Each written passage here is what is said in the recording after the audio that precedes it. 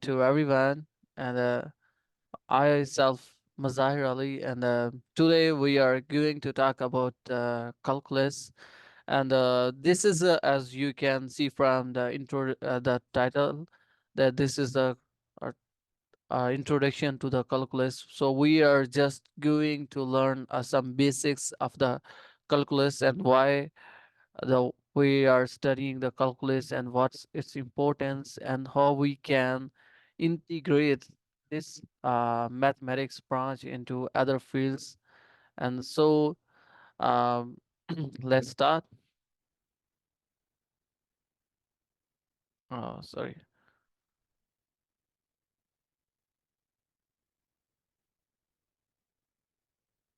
Yeah. So there are some pre-requirements of this course because if you this is a like a special branch of mathematics. So before going to study this course, you should have some basic knowledge about algebra and the polynomials and the exponential functions and logarithmic functions, and you should also have some basic knowledge about the trigonometry, like a sine, cosine, tangents, and functions, as well as limits and graphics graphing. But if you don't have any knowledge, don't need to worry about. Today we will learn about all these things. And first of all, I would like to introduce what the exactly calculus is. Is just a branch of mathematics which deals with the instantaneous rates of change, areas under the curves, and sequence and series. Actually, this we can divide the calculus into two main branches, like a differential calculus and the integral calculus. And in this lecture, we will study about the basics of differential calculus and integral calculus. But before that, we will learn about some limits and functions and these kind of stuffs. So here in this graph, you can see this graph is actually about the differential calculus. As from the name you can see differentiation or differential. Actually, we when most of the people, when we are solving a rectangular, or when we are solving a square or circle, we have a special formula to calculate the area of those stuff. But when we have irregular structure, or for example when we want to calculate the area of this curve, area under this curve, then we have some different kind of formulas and different kind of method. So for to calculate the area of this surface, we actually divide the this surface into a very small patches. So, and by dividing into very small pieces, we calculate the area of single piece. Then we can combine those pieces in the integral into the integral calculus.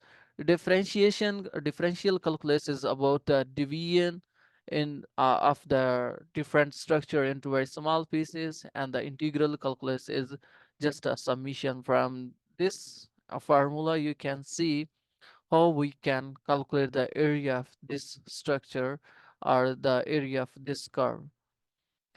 As we will discuss about further slide, if you next slides we will study about how we can utilize this formula and what is the limit and what is summation sign.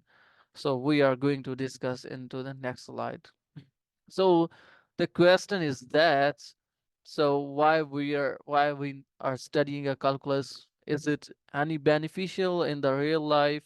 And how we can take a benefit and take advantage of this subject or this course in our daily routine life or in our practical life.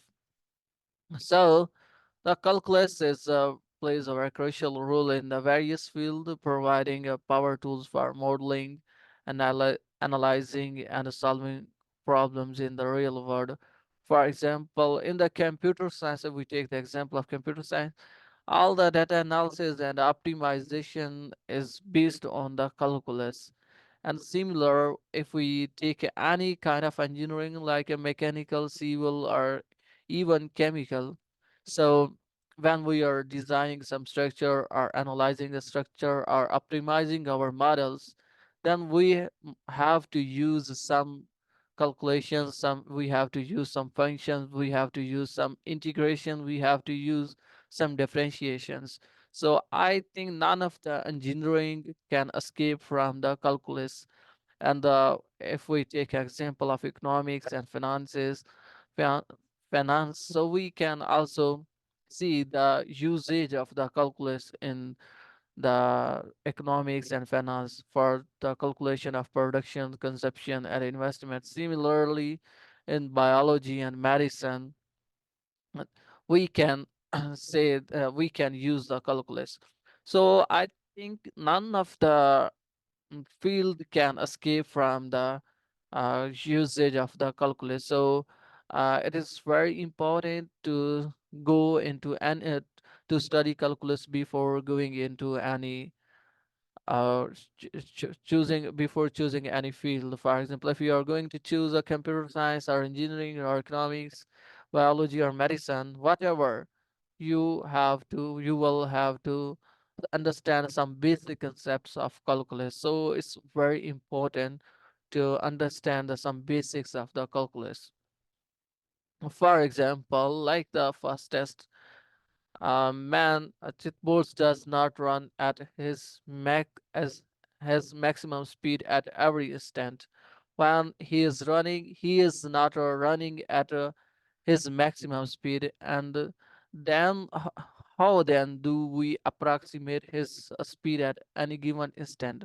For example, he is running uh, from one point to another point, but during travel running from point A to B, he is not running at his maximum speed. At some time, he will be running at a fastest speed, and after some time, he will be a little bit slow. But we want to know the speed, his speed at any instant, and we will find the answer answer of this question and many related question in this course.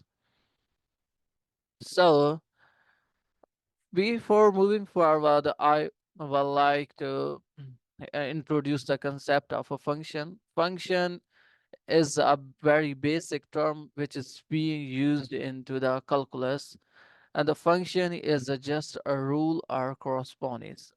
It's relating two sets in a such way that each element in the first set corresponds to one and only one element in the second set.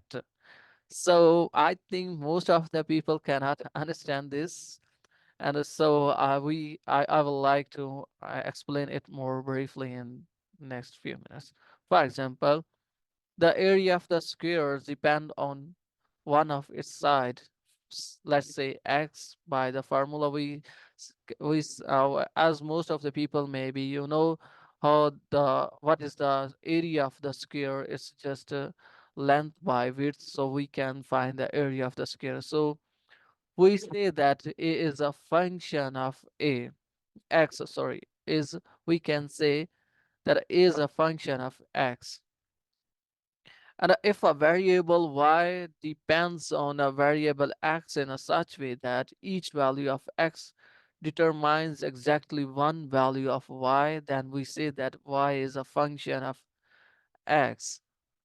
And there was a Swiss mathematician, he invented a symbolic way to write the statement y is a function of x as like this: y is equal to f of x, which is really is y is equal to f of x.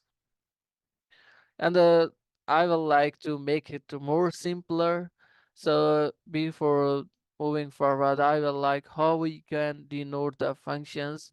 Functions are usually denoted by the letters like F, G, H, small and capital, and so on. Function is we can say it's just a computing machine that takes an input x, operates on it in some way, and produce exactly one output. For example, let's say function is nothing except the computing machine, which just take the one input, do some operation on it, and after that we get some output. So we are inserting only one input and we can get only one output. That's the function. This output f of x is called the value of x at x or image of x under f. The output f of x is denoted by a single letter, say y, and we write y is equal to f of x. So in the next slide, we will use this formula to represent the function y is equal to f of x. And the variable x is called the independent variable of. So in this function, you can say this x is called the independent variable and y is called the dependent variable. So the value of the y is totally dependent on the x. So therefore, we say the y is dependent variable and x we can change the value of the x. So x is the independent variable. Let's we have some examples. Here we have a function, for example, f of x is equal to x cubed minus 2x squared plus 4x minus 1. So find the function at the f of 0, at the f of 1, and f the minus 2, and f of 1 plus x. So we here from this we can say if we compare these two equations, we can analyze that in this example, the x is equal to 0. We just have to put the value of the x in this equation. For example, in this problem, the value of the x is 0. So we are just going to insert this 0 into this function, and we know that the cube of the 0 is 0, and when we multiply square of the 0 is 0, and when we will multiply with 2 it will also become 0, and when we insert the value of x in this equation we will get the answer of minus 1. And similarly we can solve for the next example. I will like, if you have a notebook and a pen, I will suggest you to solve the this example f of 1. So I'm just waiting. If you have all the stuff, kindly solve and put your result in the chat board, or you just can tell me your answer. Then I will show the real answer.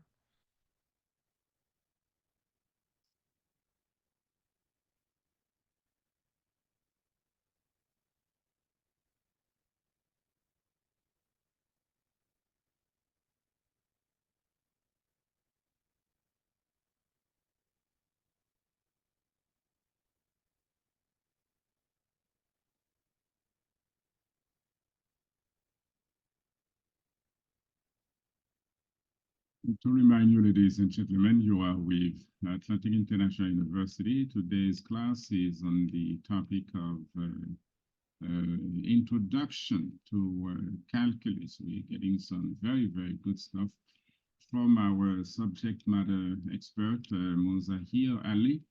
And there is a topic, I mean, not a topic.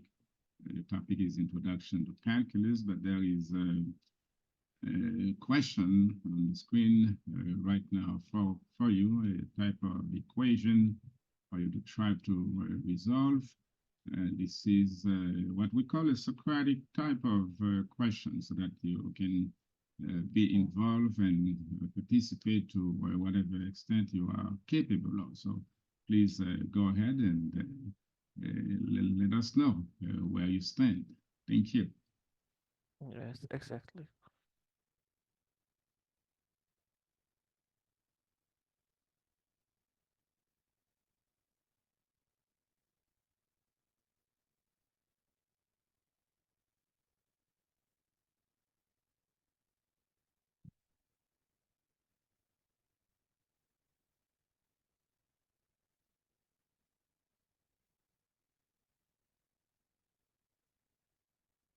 You can just unmute yourself and tell the exact answer. If It's you want, very ladies and gentlemen, you can just let me know that you want to interject something, you want to speak, like Emmanuel Owoure. Yes, Emmanuel, go ahead. Okay, for the fs for the f of s, if it's 1, the answer is 2. mm-hmm. Okay. Very good. Mm.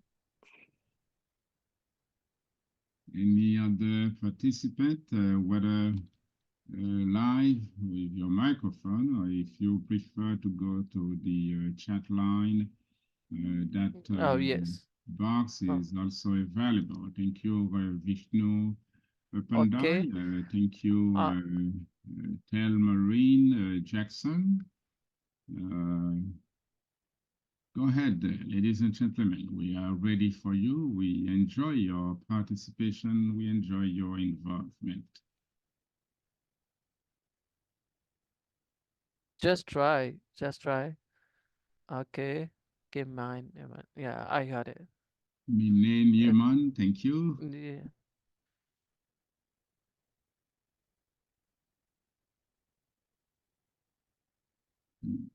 Who else wants to say something? Ali Boala, thank you. Kel Marine Jackson tells us there is no muting on his microphone, so just as soon as you raise your hand electronically, you know the procedure going to the horizontal menu at the very bottom for some of you who are not familiar with the process.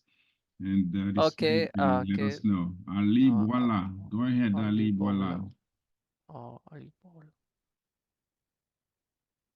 Ali?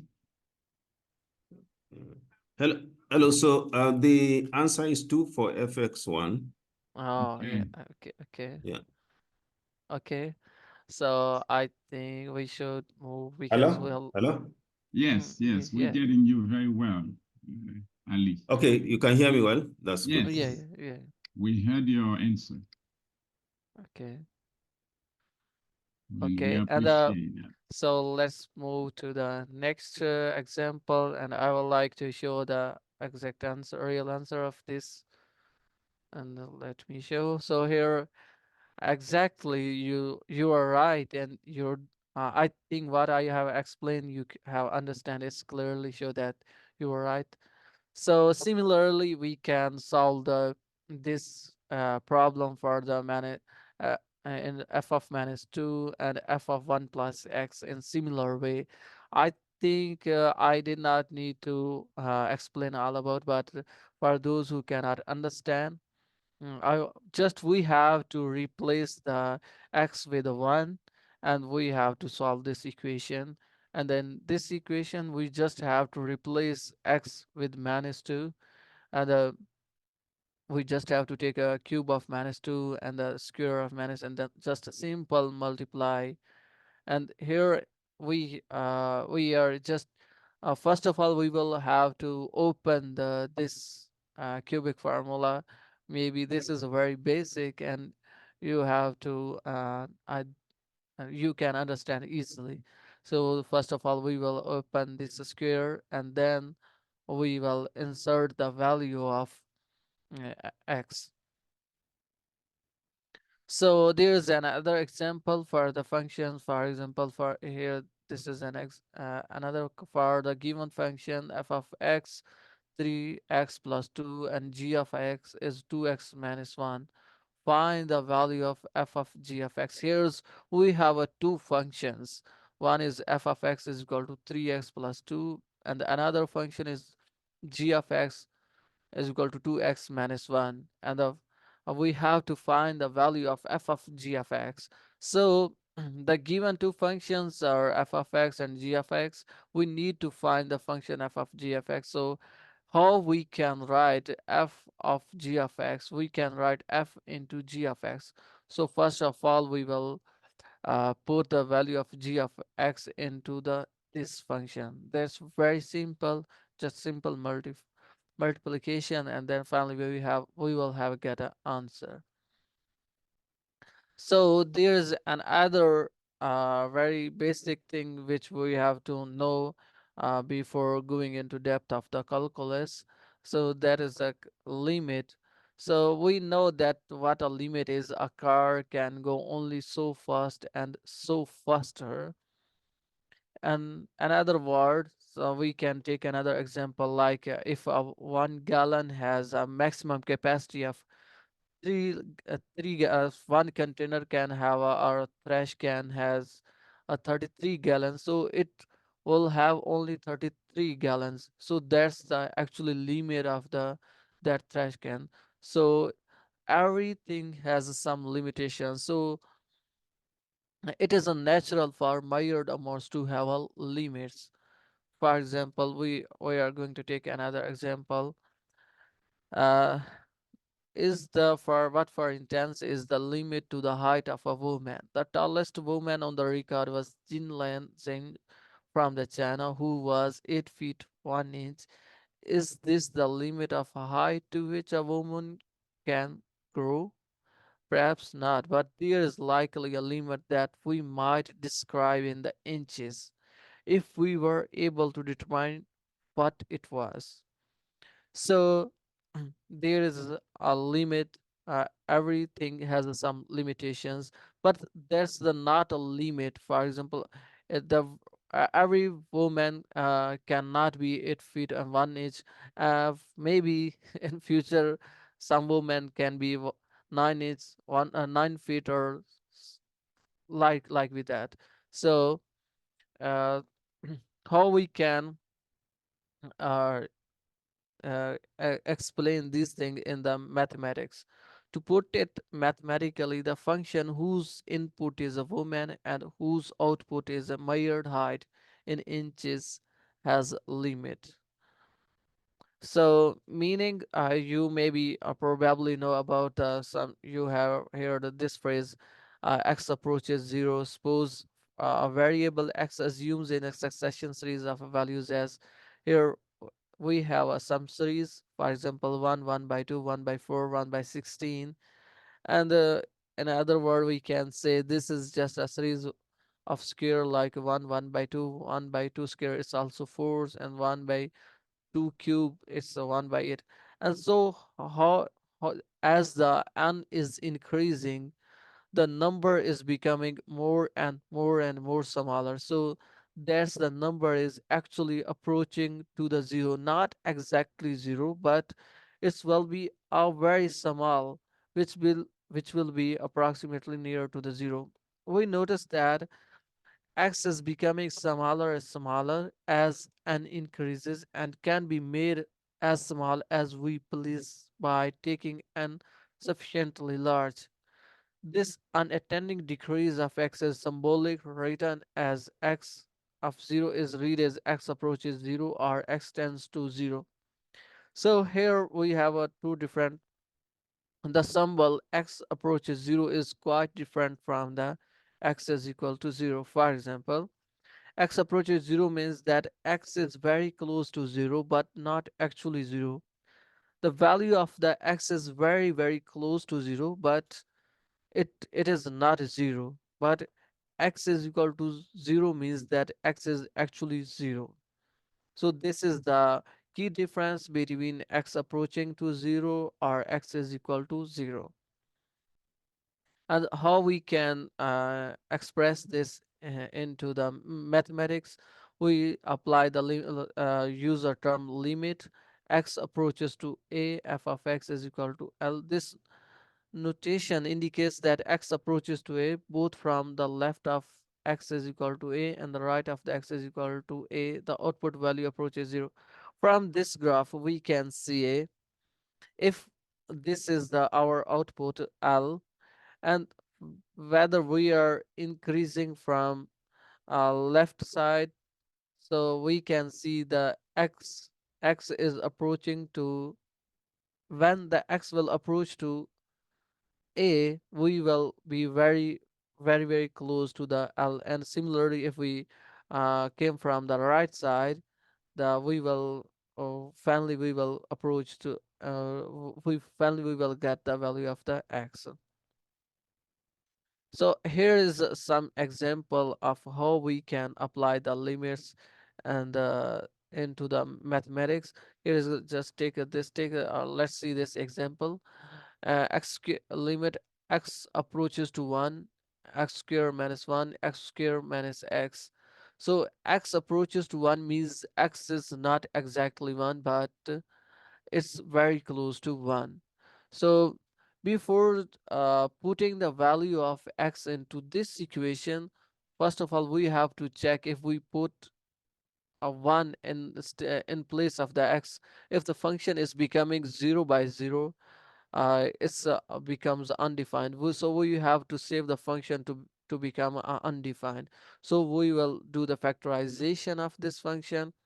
So most of the people maybe know the formula how we do factorization of a square minus b square.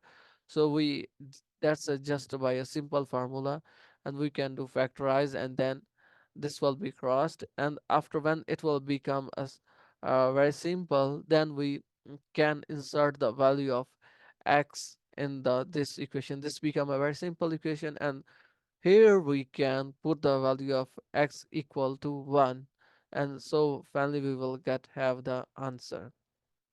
Just we have to put the value of x equal to 1 and solve the equation. That's very simple. And because the time is very short, so I would like to move very fastly. So this is another example. There's a very simple. First of all, if we put the value of the x is equal to 3 in here, it will be condition of 0 by 0. When it becomes 0 by 0, so function becomes undefined. We have to save the function to become from undefined.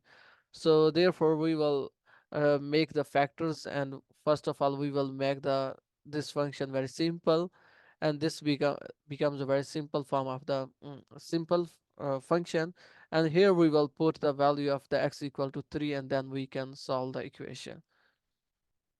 And we can approach the input of the function from either side of the value, from the left or right. For example, we have this function f of x is equal to x plus 1, but there is a condition x equal cannot be equal to 7.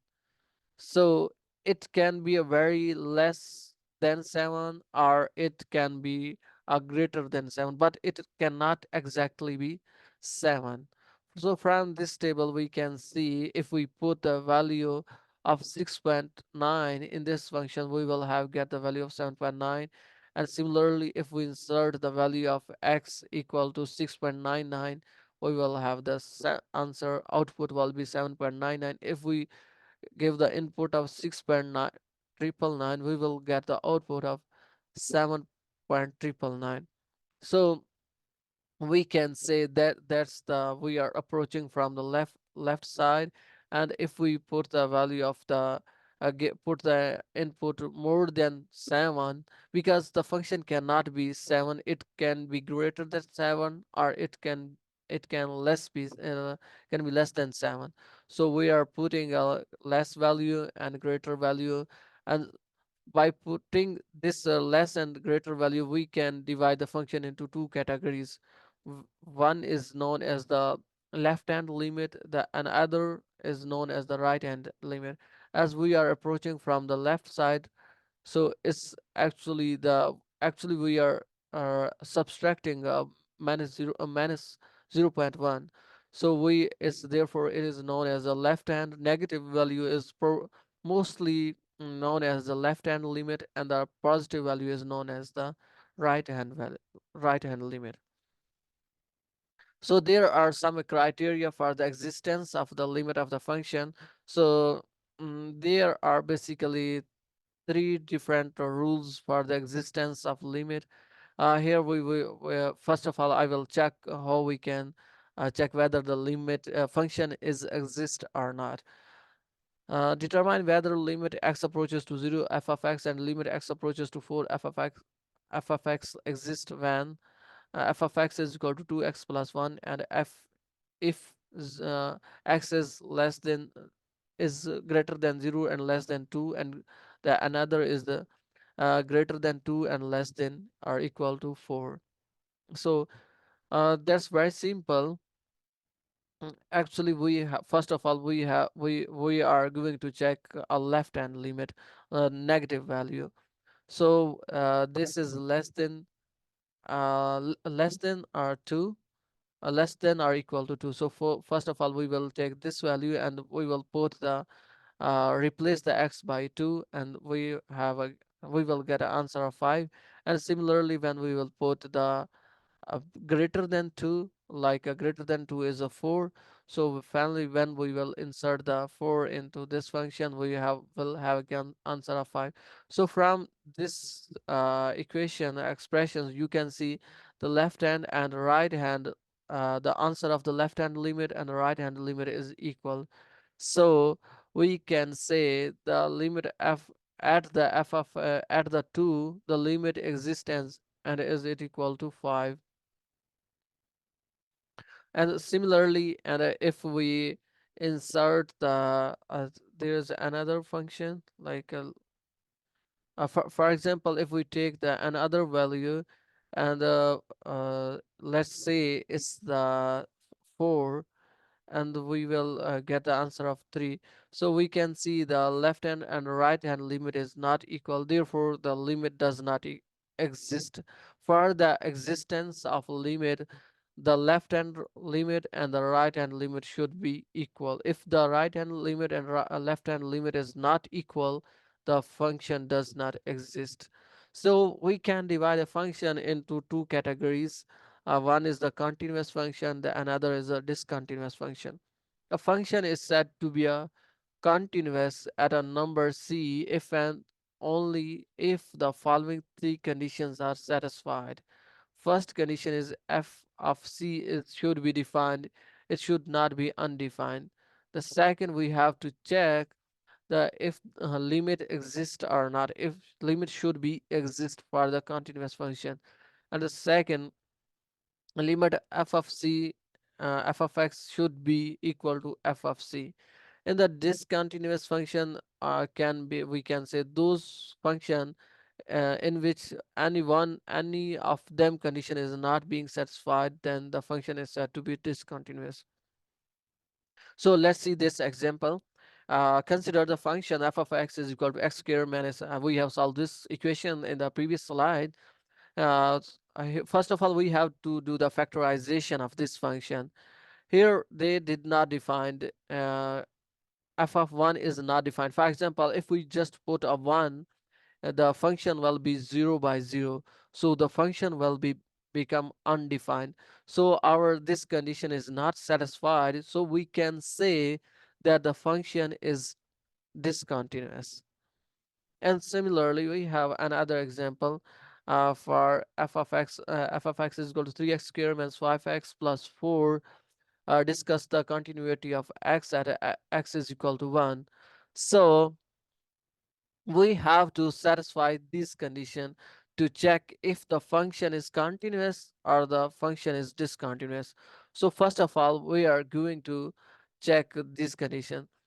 Further, we will just insert the value of x equal to 1, and we have answer of is equal to 2, and the limit f of x is equal to f of 1. So f of x is continuous at the 2. And similarly, we have another example, and I'm not going to explain it because the time is short. We have to going more further. So rate of the change, maybe you know, you heard the term about the rate of change. Olympic gold medalist Post become the world fastest man running at the top speed of 44.72 kilometer per hour during 100-meter dash. So during the whole running, he in the area of the 100-meter, he was running the at his maximum speed, which was 44.72 kilometer on the average his speed, but on the average his speed was a bit slower, not, but it was very impressive. Bolt's top speed is an example of instantaneous rate of change, and his average speed is an average rate of change. I would like to explain more in detail what is the average rate of change. Average rate of change finds how fast a function is changing, how the values of functions are changing. That's the average rate of change with respect to something else changing. It is simply the process of calculating the rate at which the output values change compared to its input value x. And to find the average rate of change, we divide the change in y output by the change in the x. And usually we are doing is calculating the slope of secant line passing between 2 points. Here you can see in this, if you focus on this graph, we have 2 points. One is the a and the other is b, and their function is f of a. At the point a's function is f of a, and at the point b the function is f of b. So uh, average rate of change is just as we define as the how we get simply the process of calculating the rate at which the output y values change compared to the its input. So that's our output delta y changing in, and that's these are a and b's are our input, and f of a and f of b are our output. So we are just going to divide change in the output divided by change in the input, or in other words we can just say the by taking the slope of this function we can find the average rate of change. In other words, I have just one example. Find the average rate of change over the interval. We have this table. For example, these are x is our input and f of x is our output. So at the in when we put the give the input of 11, we have a output of 79, and when we have a input of 15, we have output of 89. So we have to find the average rate of change between these points. What is the average? As from the clearly says the average you means the average is just a summation of two numbers and divided by their quantities. So we have to find, here we are going to find the average rate of change of the 2 points. So we have these 2 points, and how we can find the average of these points? That's very simple. Average rate of change, as we define the change in output divided by change in input. What are our output? Output is f of a and f of b. Change final, how we can calculate the change? We can calculate the final value. F of b is our final value minus initial value, and similarly change in input is our final value is 15 and our initial value is 11. So by inserting this value into this formula, finally we can find the average rate of change between the interval 11 to 15. The another term is instantaneous rate of change. Before that we was studying average mean between 2 points. Instantaneous means at any point, at any point, at any time, at any instant. The best estimate for the instantaneous rate of change occurs when the intervals used to calculate the average rate of change is made as small as possible. The average rate of change of function is the slope of the secant line through 2 points. The instantaneous rate of change is the slope of the tangent line at a point. So, before that, we study the average rate of change. That is actually just a slope of the secant line, and where the uh, instantaneous rate of change is the slope of the tangent line at that point. The slope of tangent at a point on a graph is equivalent to the instantaneous rate of change of the function at this point. Yeah, from this graph If we take focus on this graph from point P to Q1, when we are calculating the when we are traveling from point P to Q1, and we want to change check the average rate, so we will calculate the average rate, because the average is always between 2 points from P to P, from P to Q1. And when we are making this point Q2, will bring this point Q1 very close to the P, making a very close, and more close, and even very close to the point P, and not on the P, but very next to the P. Then we will just calculate the tangent at the point P, and finally we will have the instantaneous. So from this graph you can see the average is always between 2 points, and the instantaneous rate of change is at a 1 point.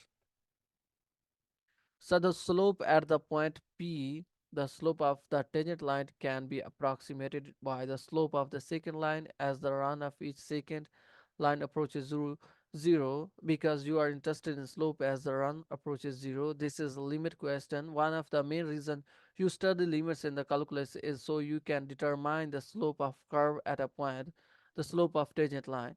A derivative function is a function of slopes of tangent lines of the original functions. So how we can define and symbolically donate and uh, denote the function instantaneous rate of change are derivatives. So here is a notation which is internationally used for the derivative dy by dx, or d of x by d of f by d of x. There's a different scientists have used different notations, but most of the commonly use people use this notation. And there's a Newton notation to define the derivative, and Lagrange is he used this kind f prime of x to define the derivative, and similarly Gauchy he defined the derivative d of x. These are just notations. And there are some theorems on the differentiations. Was we have so far provide the following two formulas. If we take the function derivative of a constant number, for example, let's see, a constant number is a c, or a constant number it can be like a 10, a 20, or 30. When we will have the derivative of that constant number, we will always get the zero. The derivative of constant function is always zero. And if the function is not constant, the function is variable, so how we can define the derivative? So for example, we have a function f power n, and we want to find the derivative of this function. So we will just by using this formula, the power will come in the front of this that x, and the power will be subtracted by -1. That's known as the power formula, or when n is an irrational number. And here is the example how we can calculate. For example, we have this function and we want to calculate the derivative. How we can, by using this formula which we have studied in the last slide, the power will always come in the front. The constant will be, we first of all we have to separate the constant, and the constant is here, the 3 is a constant, so constant will be out of, and then we just take the derivative of the x. And when we will take the derivative of x, how we can take it, the power will always come in the front, and then we are going to just subtract a -1 from the power value. And there's another example to compute the instantaneous rate of change of some function, or the derivative of the function. So this is our function which we have 3x square plus 12 at the x is equal to 5. We have to find the instantaneous rate of change, or the derivative. So first of all, we are just going to take the derivative with respect to x. How we can take, the power will always come in the front. So and there will be subtraction of -1. So 3, and it when it will come in front, it will become a 2x, and the derivative of constant is always 0 to always constant, so it will be 0. And finally we will have the derivative of this function equal to 6x. So, and we know the value of the x is equal to 5. We are just simply going to insert 5 into this function, and we will have the value of this function will be 13. Similarly, I have another example. Find the derivatives of this function y is equal to x square plus 5 and x square. So simply, first of all we have to just multiply these two different variables, different equations, and then we can apply a simple formula which we have studied in last slides. So the power always will come in front. Here you can see we will apply the derivative on a separate terms. On there will be separate derivative, there will be separate and separate. The derivative of constant is always 0, so 5 will come in front. 5x, 5 minus 1, we have to subtract a -1. So finally we will get a 5x y power 4, and similarly we will get for the remaining things. So how we can use the derivative, and how we can find the instantaneous rate of change, or how we can find the speed of any object at any instant, at any instant or at any moment in the given at any given time. So there is another term which is calculus of branch of the calculus, so which is the integration. If we have a time, we will study in future. Integration is just a method to find the average rate of change of the function. As the same as the name suggests, the integrate means adding all the function's points. So integration is actually an antiderivative of differentiation functions. So in other words, we can say our differentiation are and integration are inverses of each other. The derivative and integration are just inverse of each other.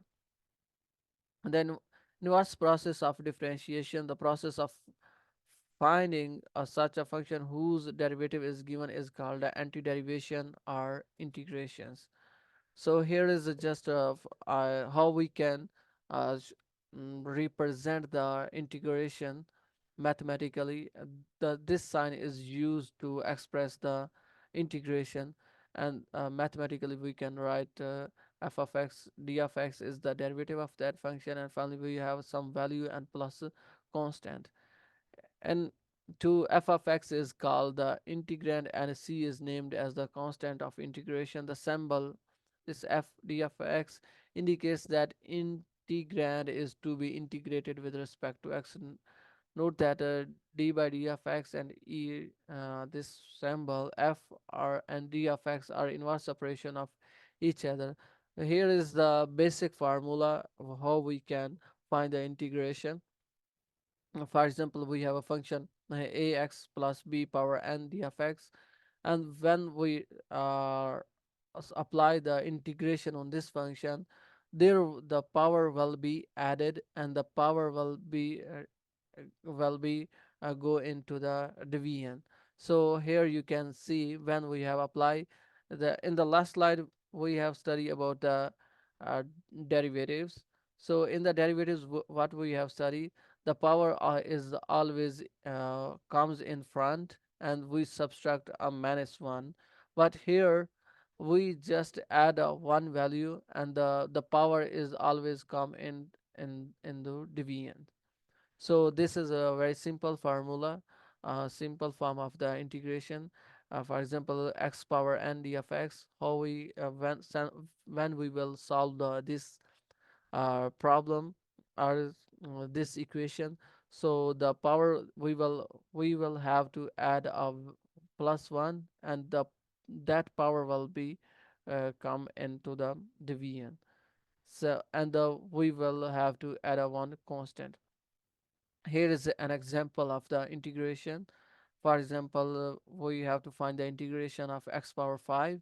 So we how we can solve, just we have to just add 1, and the power will come into the division, and finally we have the answer of this equation, x power 6 divided by 6 plus c. There are some theorems which we will study in the future.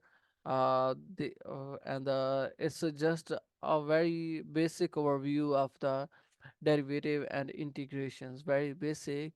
And in the future, if we will have a time, we can go into depth into the derivatives and integrations.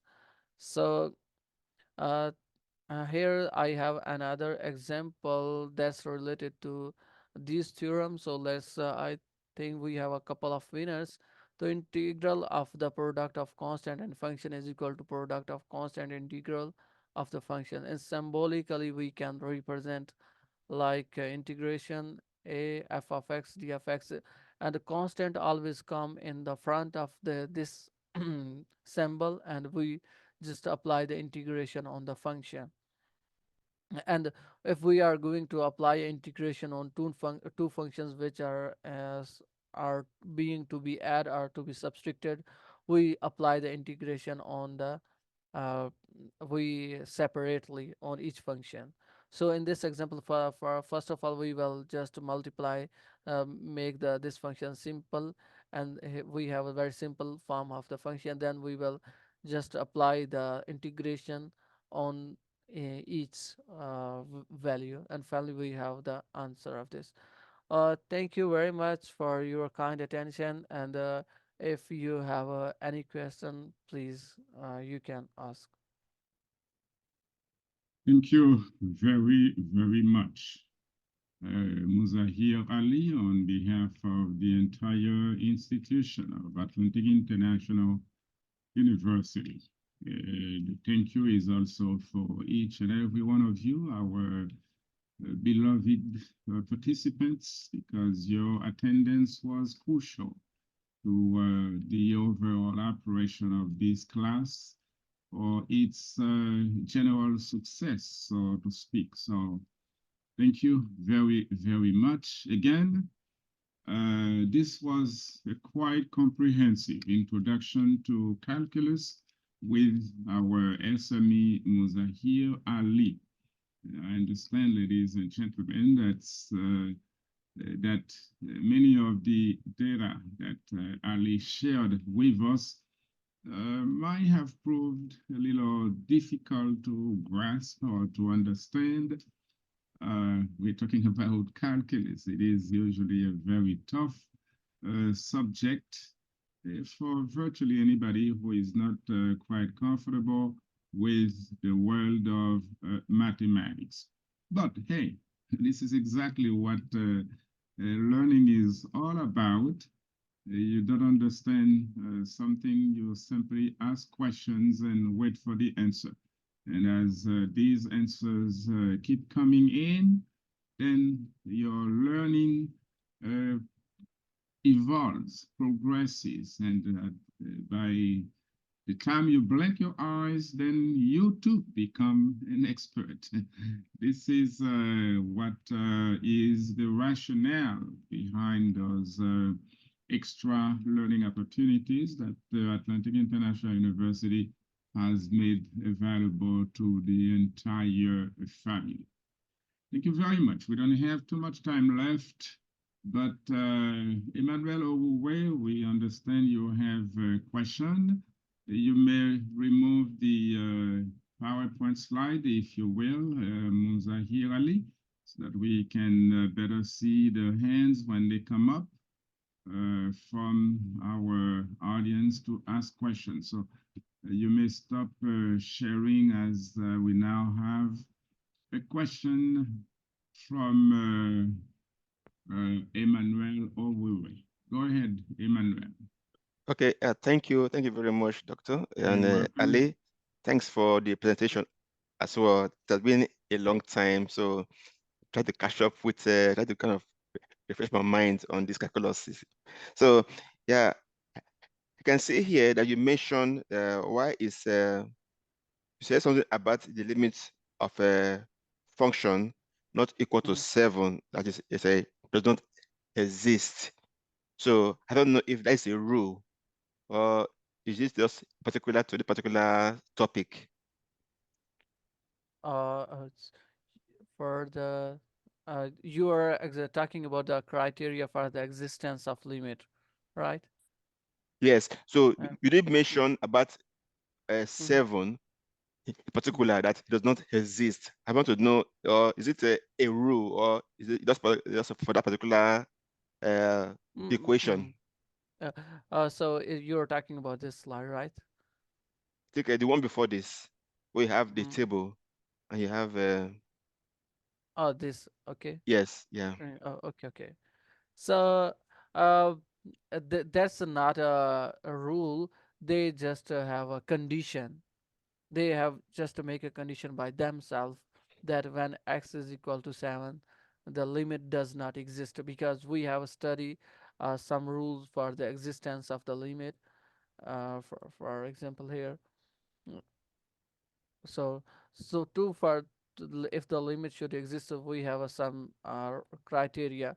Left hand limit should be equal to right hand limit.